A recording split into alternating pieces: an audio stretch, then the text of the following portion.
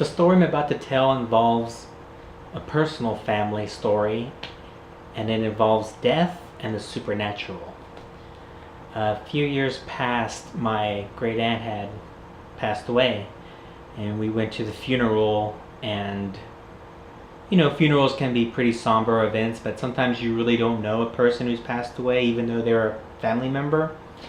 So that night when we were having dinner, my dad was recounting various stories about my great aunt.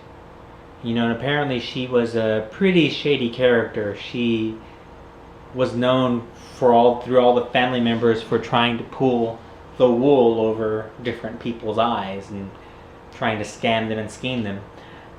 And one of the most funny things about her was that when she would go to fast food restaurants, she would order one burger and take handfuls of condiment packets, just so when she got home, she wouldn't have to buy any condiments, as she had them in packets already.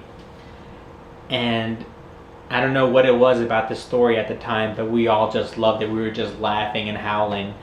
And when we were, the light above the kitchen table flickered on and off. And when it did, we all got scared. And my dad looked up at the ceiling and said, "Well, it's true." And at that, the light had stopped flickering on and off, and it just stayed on. And we kind of ate dinner in a stunned silence.